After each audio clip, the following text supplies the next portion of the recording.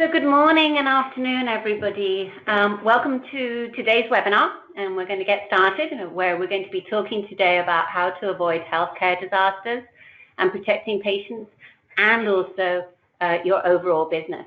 Now, my name is Caroline Seymour. I'm the VP of Product Marketing here at Zerto, and we're going to be sharing how the right platform forms the backbone for ensuring healthcare organizations can really thrive as data complexities and care challenges keep evolving in today's world. Now, as we go through the webinar, don't hesitate to put questions in the questions box that you should see on the right-hand side, and we shall get to those at the very end. But first, what I would like to do is to welcome Rob Moss from Centura Health. Welcome, Rob, and thank you for joining us today to share your experiences. Well, thank you for having me. That's great. And so, everyone, so Rob has been with Centura for 9+ years, and he's based in Colorado, and he is the Virtualization Supervisor at Centura, and he has a wealth of experience in the VMware environment as well as also in the last year with Zerto.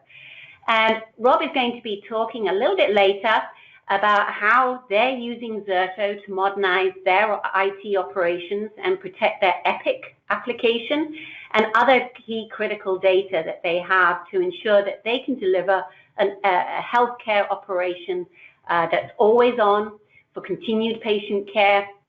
And I have to say, I spent some time talking with Rob last week, and it's very impressive the amount of work that they have done very, very quickly. So it's going to be great to hear your experiences in a moment, Rob. So yeah, so that's great. So first of all, let's talk about what's happening today across healthcare, because if you think about it, across healthcare overall, digital disruption is taking hold, and it's signaled by the movement and the innovation that we see around AI, around virtual care, digital care delivery, and automation. Virtual care, for example, is becoming very much mainstream in health systems, and telemedicine and virtual monitoring and virtual inpatient visits are all sort of delivering improved customer access and consumer engagement with health and wellness across the continuum. And the pace of medical science is increasing too, in the sense that it's bringing research and clinical care delivery worlds closer, permitting that unparalleled collaboration that you see between physicians and researchers, consumers. But all of this does come with increased, number of data sources and sharing and collaboration across whether it's providers, payers, life science companies. And so, your data rights and your access and your privileges come a lot more complex these days. So the world gets more complex. And so when we look at solving digital disruption overall, what it means is that you need to be able to maximize your data and enable IT resilience. And we see that there are 3 fundamental components to enabling this, which is continuous availability, a simplified and modern IT, and innovating with cloud. These are essential components for transforming and maximizing the business benefits of your data assets and technology-focused initiatives in this digital era that we're in. Now, continuous availability, what does that mean? It means no downtime, no data loss, and it must mean that you must ensure a consistent digital experience and also patient care, and minimize the risk to your healthcare business, as well as also any disruption specifically to your brand. And IT must ensure that there is no downtime and to be able to address any potential disruption, and we'll talk more about that in a moment.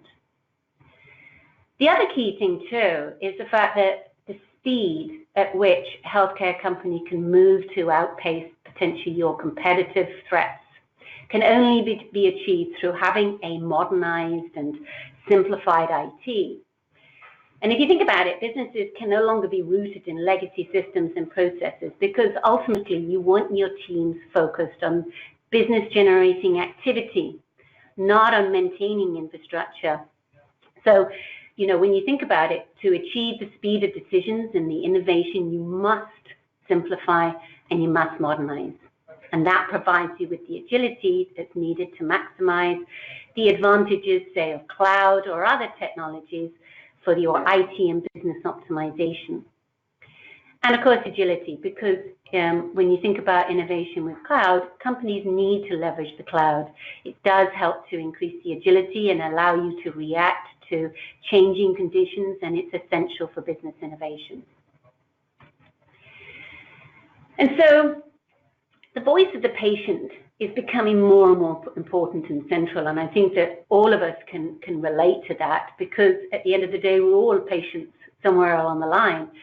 And so we want healthcare organizations to understand our preferences, our needs, and so it's paramount for organizations, healthcare organizations, to deliver continuous availability, because it's imperative for your patients, but it's also imperative for the doctors and the nurses and overall business operations. And today, infrastructure and data is everywhere.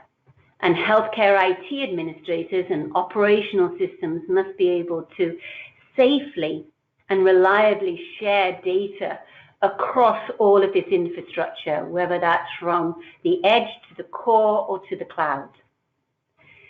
We as patients, can access our health records online and pay our bills online. I know I certainly do. And while you have doctors that can now access, data from personal medical devices, so perhaps like a glucose monitor, or they use data to gauge your patients' healthcare outside of in-person visits. And so there's a huge amount of evolution of technology, and IT must keep up to ensure the ultimate care for patients. Continuous availability across all of this is critical. So IT really needs to be able to solve for the unplanned disruption to the business, as well as the planned, as you see here on the right-hand side. And the unplanned is more around like the traditional disaster recovery or operational recovery. But the planned are activities and services that drive growth and innovation, like cloud. And ultimately, a healthcare organization needs to have IT resilience and manage both those unplanned and planned disruptions to the business.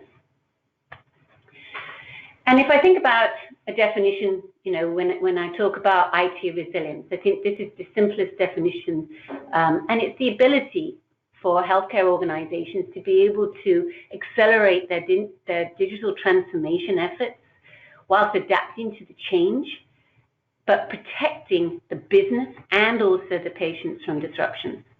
So that's what I look at when I think about IT resilience. But as we think about continuous availability and downtime, I think this is a great quote from a customer of Zerto's, which is the Houston Methodist down in Texas. And they've been using Zerto for quite some time now, and they've been able to reduce their DR down from hours to minutes, and they have over, I think it is about $1 million of cost savings as it's related to Zerto. And you can find out more about that on our website. And they're protecting their epic, their critical data with Zerto. But it's this statement, I think, that resonates with me, because when you think about downtime and from their perspective, it's about they can't accept new patients if they're down. They can't have ambulances be forwarded to their hospital. They cannot do hospital work. And I would say that that rings true for many organizations here that are attending today, any hospital. So it really highlights what downtime means from a healthcare perspective. But it's not only, about the patient. And of course, that is the most important thing when you think about patient care and the patient health.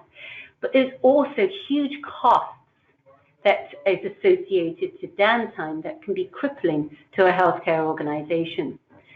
And in a recent IDC State of IT Resilience study, IDC calculated that the average cost of downtime to be approximately about $250,000 per hour.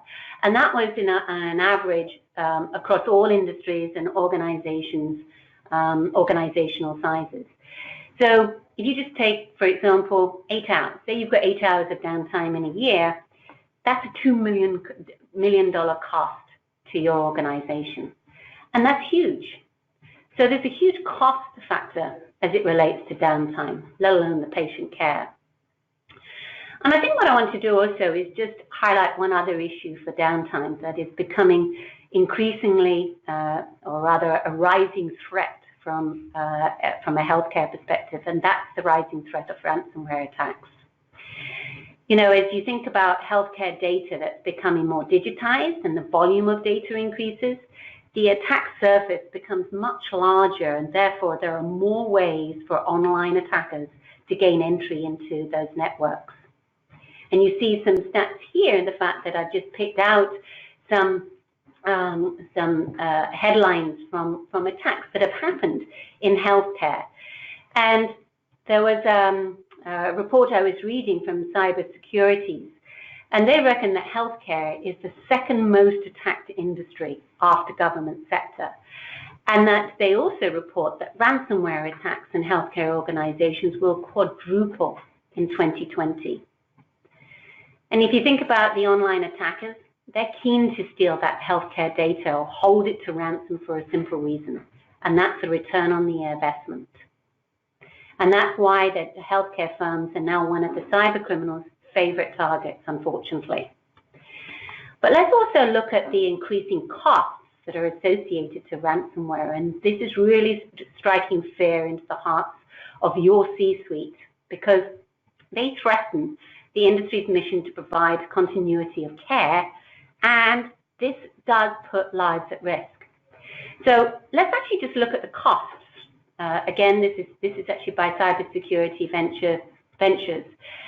The estimated cost of ransomware today, or rather in 2019, is $11.5 billion, and in 2018 that was $9 billion. So that's increasing quite substantially. But it's not only just the increase in the cost, but it's also the rate and the volume of the attacks that are happening. So there's a projected 300% increase in attacks overall until the end of this year alone. And that's over 850 million ransomware infections. Now, when you look at the average cost, and this is outside of the cost I just stated a moment ago with regard to the 250K, this 1.4 million is the average cost per ransomware recovery for a healthcare organization. And if you think about it, it's not only about the cost of the requested ransom.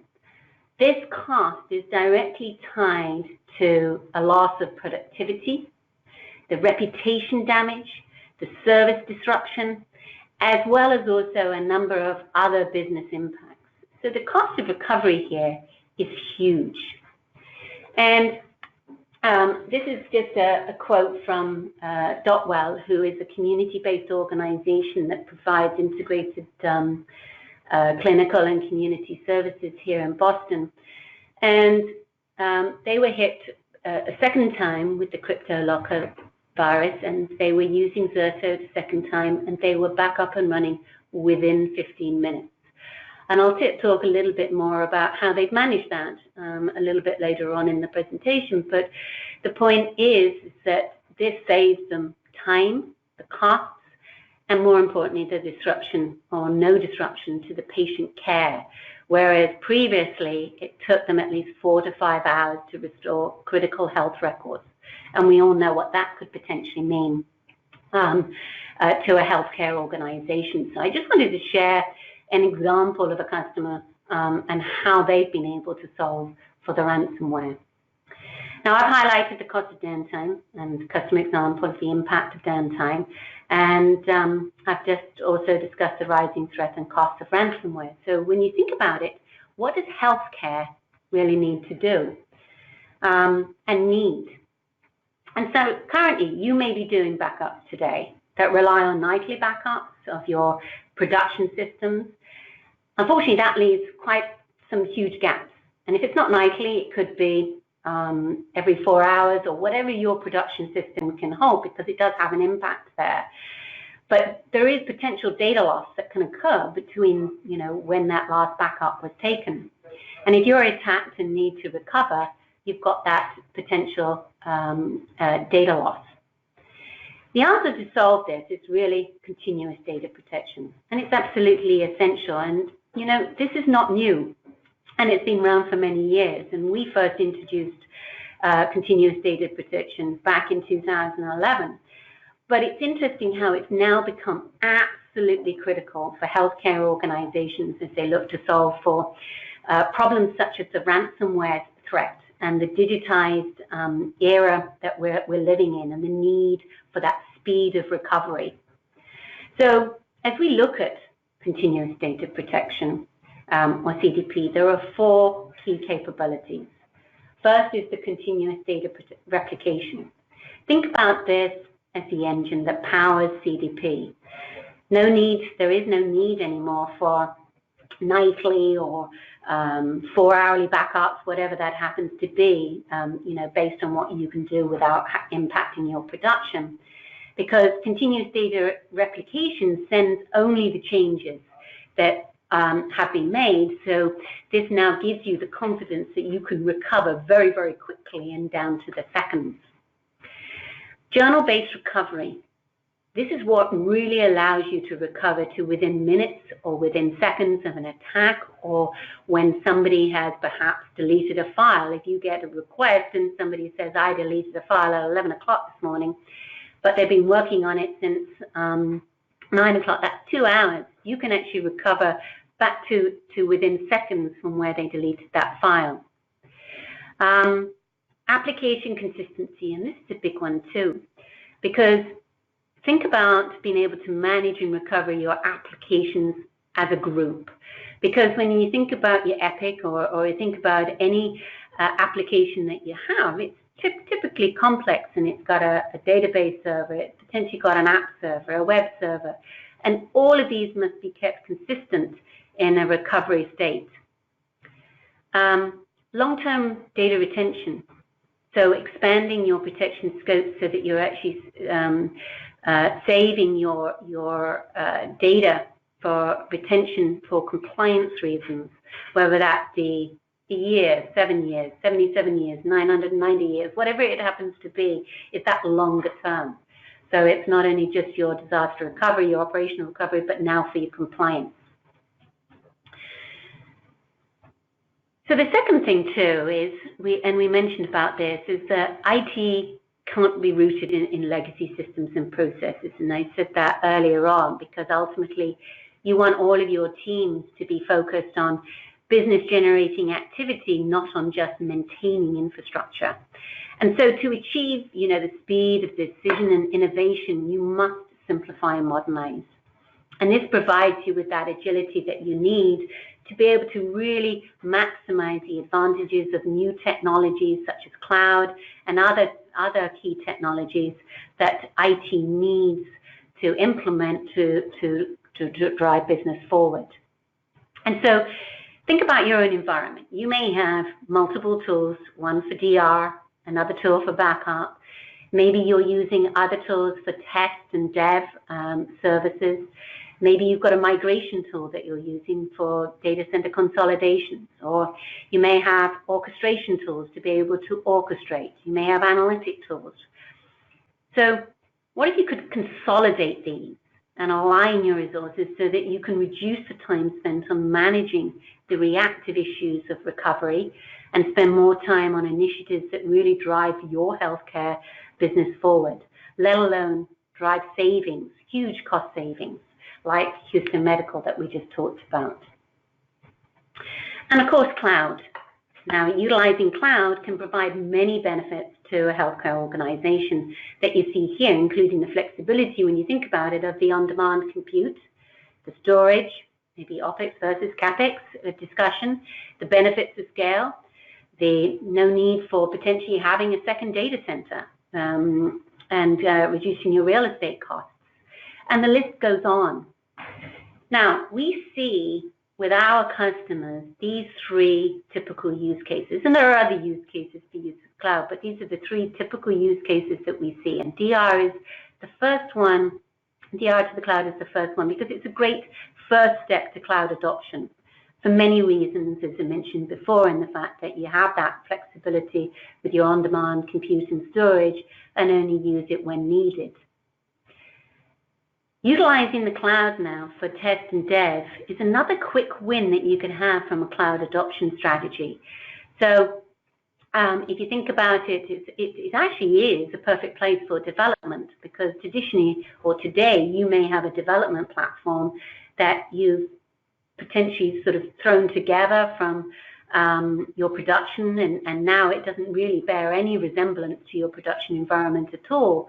But with the cloud capabilities, they can suddenly get, your users or developers can get a production-like version in the cloud to be able to do test and development. And if you're looking at cloud, you're probably looking at a multi-cloud, hybrid cloud strategy. I think on-premises will be around for some time, and certainly in healthcare, we see the adoption of cloud slower than maybe some of the other industries.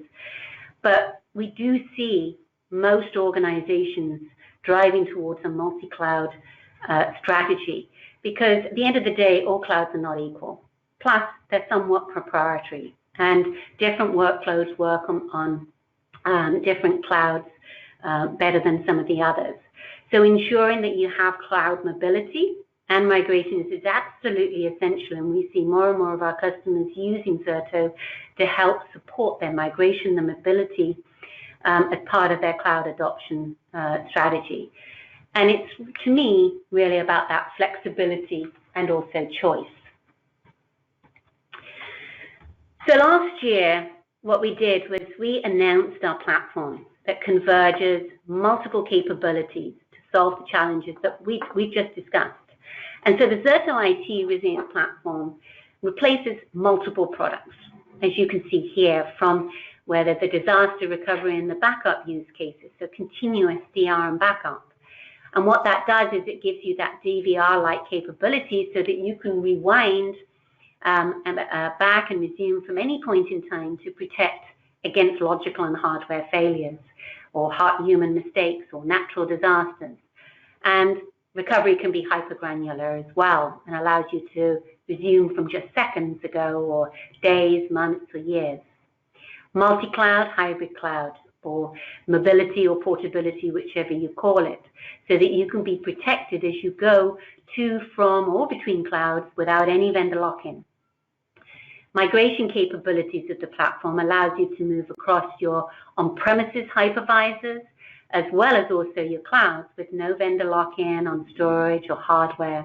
And what we see is a lot of our customers using for data center consolidations or as they're going through an M&A strategy where they need to consolidate potentially their data centers. Orchestration and automation we've built into the platform, and then the analytics and control to really provide you with that visibility across your multi-site, your multi-cloud environment to ensure that your business SLAs are met. And fundamentally, what we're doing with the platform is to allow you to consolidate the tools that you have in your environment, reduce not only your cost of licenses needed, but the resources to manage those multiple tools. We provide that simplification so you can manage these capabilities within a single interface and also platform. And so what I think would be the best thing to do now is to turn over to Rob from Centura and look at how they're using Zerto today and hear his experiences. And as I mentioned, I think Rob and his team have done a fantastic job, and I hope you'll agree in the short time that they've had Zerto. So Rob, maybe, and I can drive for you here, rather than change presenter, just let me know when you want to switch sides, but maybe you could start by telling the audience who Centura Health is, and then talk about how you've been using Zerto. So Centura, as a company, has existed for a little over 20 years. We were formed by an agreement between the Catholic Health Initiatives and the Adventist Health System. We currently have around 17 hospitals, primarily in Colorado with a couple in Kansas. We have 100 plus physician practices. We have over 20,000 employees. At one time, I understand that we were one of the largest employers in the state of Colorado. We have, ranging at, our hospitals in some of the rural sites range from 30 beds up to some of our urban sites have a couple of hundred beds. So we're, by no means we're the biggest guys out there, but by no means we're the smallest either. So. Tell us about how you've been using Zerto today. So it was probably about this time last year when our leadership came to us and said, hey, it's time to make a change from our existing DR product, and we've decided on Zerto. So over the next 4 to 5 months, we proceeded to start protecting roughly 1,500 VMs with Zerto. We made a move from VMware's SRM. And, some of the reasons why we chose to make that move is that we felt that SRM was a little bit too restrictive in the way that protection worked. You basically had the ability to protect a VM from one site to a second site, and that was it. At the time, we were starting to look at the fact that, we needed to start cutting costs. We were looking at getting out of our primary data center.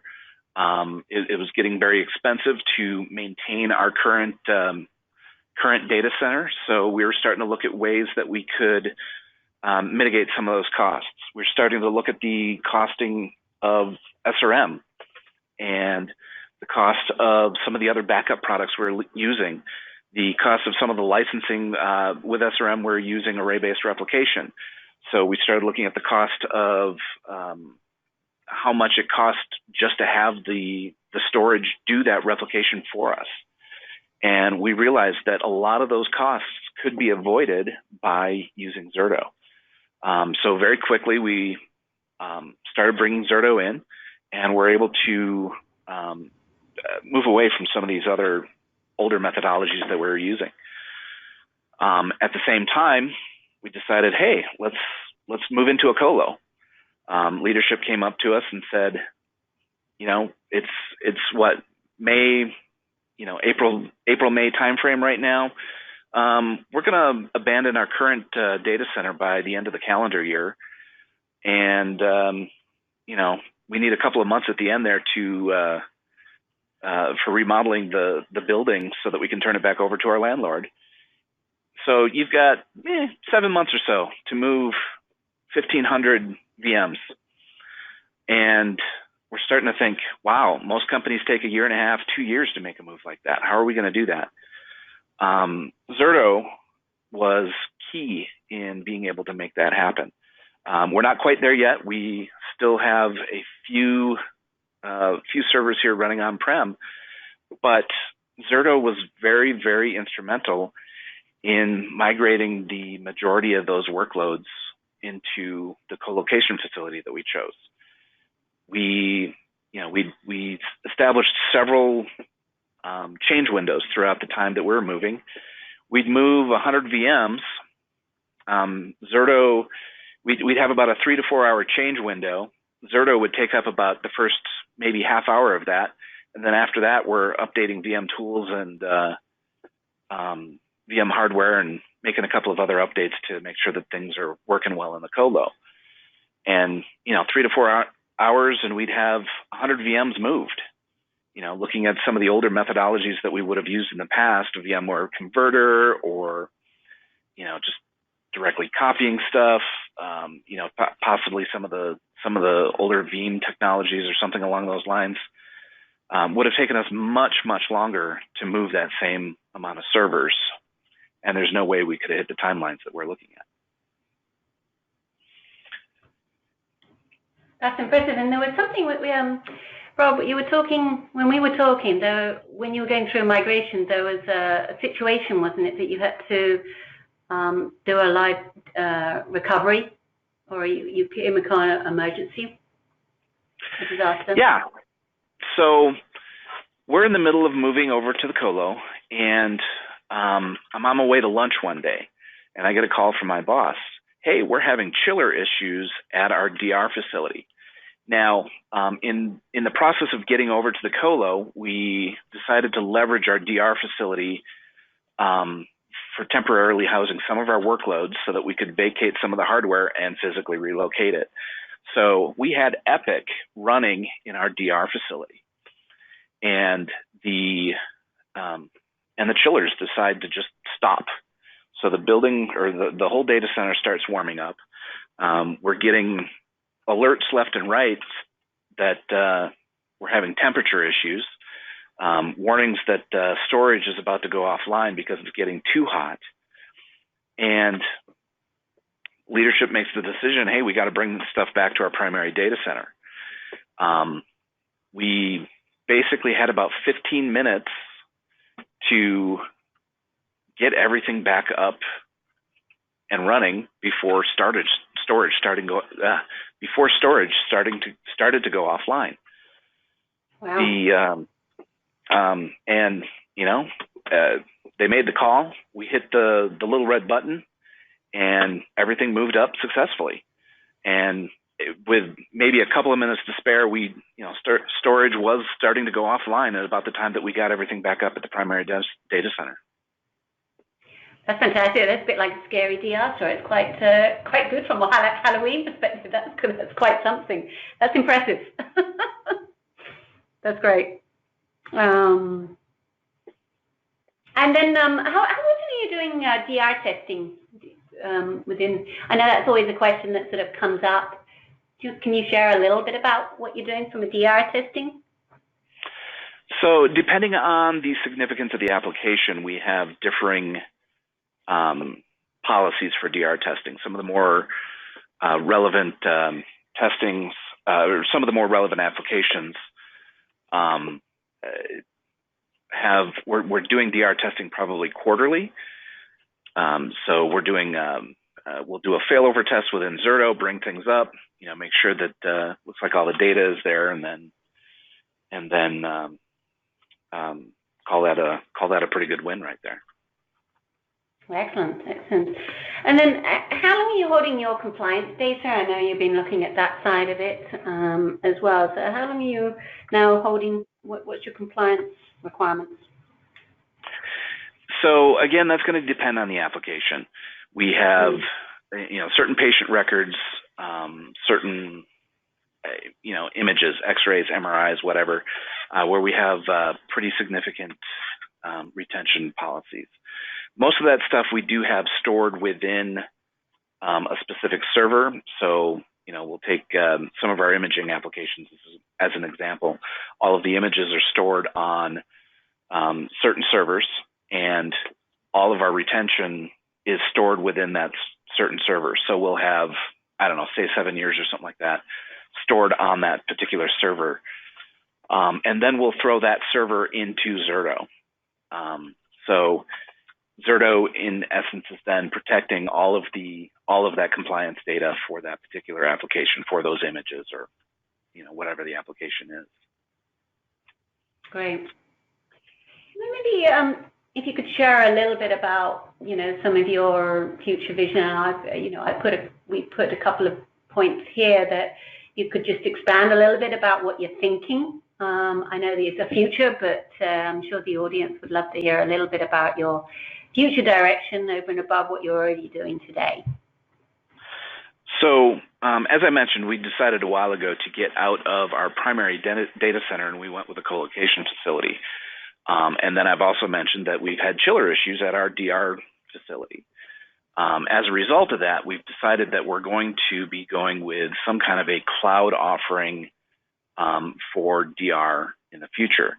Zerto was chosen for us largely in part due to the fact that that Zerto can very easily replicate into a number of the cloud services. So once we get through this current move into the co-location facility, DR is going to be moved off to the cloud, and Zerto will be leveraged to help us to replicate into the cloud once we get there.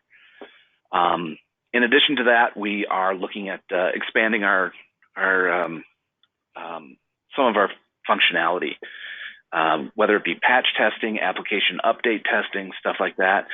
We're going to be looking into starting to leverage Zerto's test failover functionality in order to bring up, isolated copies of these servers in a test environment so that we can start doing some of these testing. I think in large part it's going to help us to reduce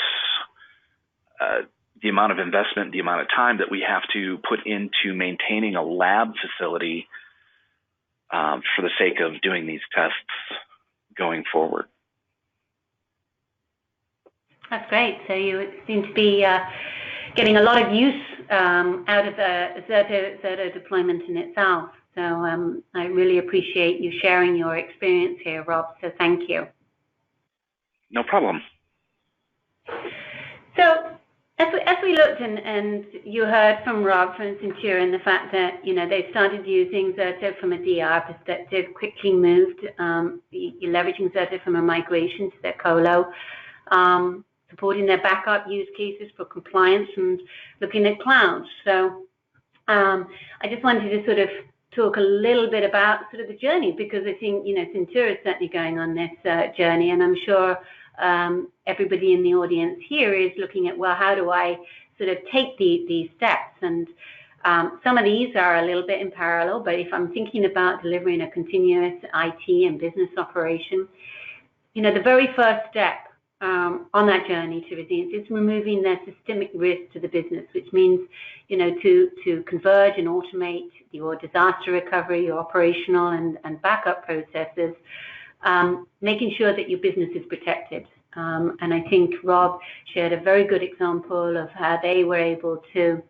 recover quickly and manage their recovery in that situation that they had. But it's also about ensuring in the fact that all of your business SLAs are met too. So that's the first step. And then again, by automating your disaster recovery and your backup processes, what that does is it helps to reduce your staff workload. It reduces some of your costs.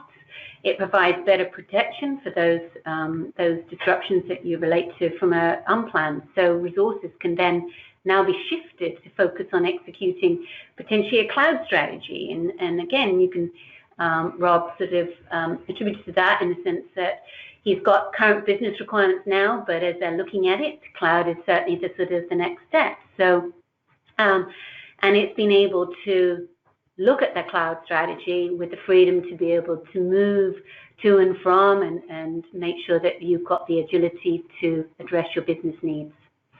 Intelligent data workload placement anywhere, whether that's on-prem or cloud, allows the infrastructure modernization to really move beyond your legacy applications and help to evolve your operations and business.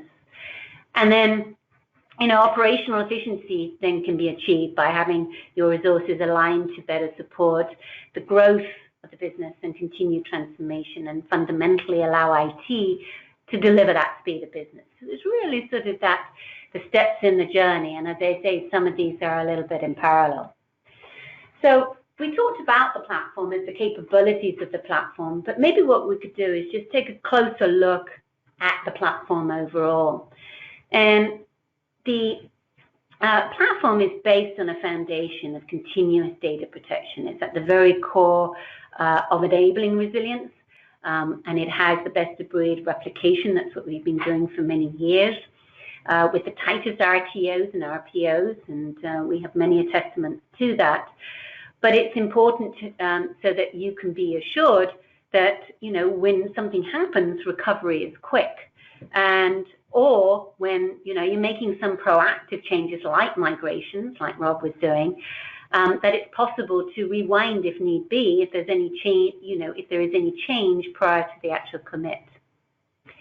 Continuous journal-based recovery really is what allows you to recover or rewind, as we like to call it. Think about DVR-like capabilities to any point in time with protection against your logical failures, and not just your disasters. And recovery is granular, so that it can be from seconds ago, which is unlike backup or snapshots, so it could be 4 hours or 1 day out of date. And recovery can also be by your site, your application, your VMs, or individual files. Now, recovery is not just about your data. It's about protecting your key business services. And when you think about, say, for example, your Epic, you know in the fact that you have many components, or it's made up of many pieces, that application itself, and whether it's the application server, the data server, the web server, and so forth. And so the platform uses what we call application consistency groups, virtual protection groups. And what this does is allow you to be able to protect your applications with all of their dependencies, so that you can pre-configure recovery workflows, so the boot order, re-IPing, and so forth, for that fast recovery without any manual intervention. And then, Zerto also supports that, not only that short-term recovery, but the long-term recovery, as you heard from Rob as well, for compliance requirements. Orchestration and automation is built into the platform, as we mentioned before, and this really allows you to be able to have faster management of your workloads and at scale with minimal touch. And that's the key thing, with minimal touch, so it allows you to be able to shift your IT resources to focus on initiatives that are around the innovation and implementing new services that help the business run more efficiently. And so I meant to click here, sorry, the orchestration, the build didn't happen there. So when you look at the orchestration automation too, so whether you're looking for your multi-cloud, and when you're looking at your cloud deployment, whether that's from cloud to migration to consolidations, you can confidently move your workloads and data across heterogeneous environments while being protected. Non-disruptive everything, and this is where the testing comes in. It's the fact that, to ensure that you have no impact to production, you can actually sort of test, as we were talking about the DR testing a moment ago with Rob. And then lastly, as part of the platform, is the analytics and control, which really allows you to be able to optimize and plan with complete visibility across your multi-site, multi-cloud environments. It's built in with built-in intelligent dashboards and reports and analysis that you can actually analyze your live historical data to ensure that your business is meeting your SLAs and remain compliant. I think of it as being able to analyze, the past and monitor your current processes today, and then to be able to plan for the future. We added in the latest release a resource planner that allows you to be able to plan for your future data protection needs, whether that's on-premises or also cloud, across cloud. So our platform helps you solve many use cases.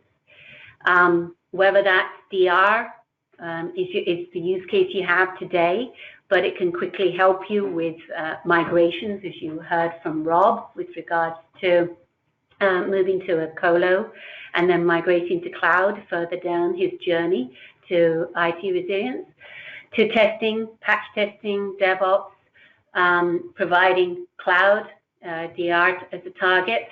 So really, it's solving many use cases as part of the platform. And there are no additional modules or separate installs. This is one platform that converges that DR, the backup, the cloud mobility into a single tool. And so our difference is the fact that we provide continuous availability across your healthcare organization. We provide and ensure that you are protected, and it delivers that workload mobility so that you can place your workloads anywhere. Simple, scalable, continuous, and also cloud-friendly. And then just a little bit for those on the audience who do not know who Zerto is. We were established in 2009 and first introduced hypervisor-based replication, moving to build out an IT resilience platform offering much, much more than just that. We are based, Boston-based here in the US, but we also have development in Israel. So we have 2 headquarters. We have over 7,500 customers now, global, across all industries. And we have strategic partnerships, specifically as you relate to Microsoft, AWS, IBM, those strategic partnerships that you have within your organization to ensure in the fact that you get the deep level integration that you need to support your environment. And I've just put some logos here to show some of the healthcare organizations that are using Zerto today. I mentioned earlier on in the presentation the fact of some statistics with regards to the State of IT Resilience Survey by IDC. Please do take opportunity to read the full report. It is on Zerto.com, but it's a very good paper for you to actually share with your management.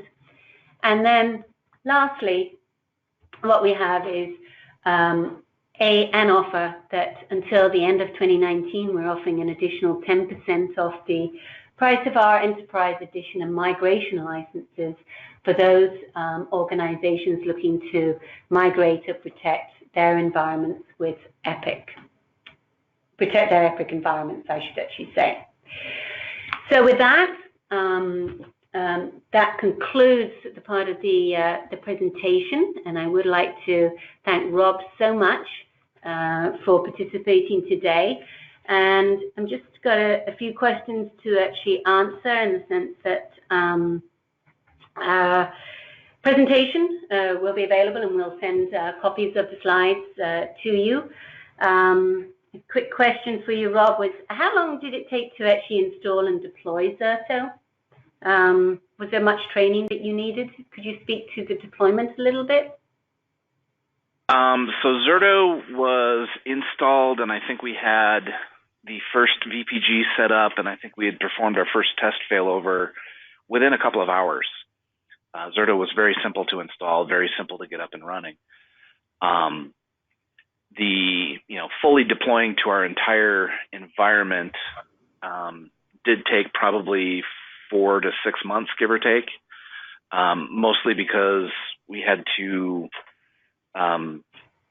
figure out how to work with, how to work our storage. We were moving from an old set of storage at one point over to a new set of storage, and we had to kind of do a phased rollout where we're so that we wouldn't run out of storage, basically. Okay, thank you. The question is analytics a separate product? No, it's part of the platform, so it's all part and parcel of the protected VM price that we actually have. There's a question also about how can Zerto be used for ransomware attacks. What we're seeing, as I mentioned, in the fact that the core of our technology is based upon continuous data protection, and we use journal-based recovery, and that journal holds certain checkpoints and really is the answer to solving for ransomware attacks. So, for example, where I gave an example with Dotwell, there's also ClearPath, where they had a ransomware attack, and it came in at a certain time, and they were able to recover through the fact of having the journal to within minutes of where the attack came in, so that the journal allows you to be able to get to that low level of granularity. Whereas if you're relying on backups, you're relying on that backup window, whether that's 4 hours, whether that's nightly, so you're potentially losing all of that data, and you can only recover back to that point if you can recover at all.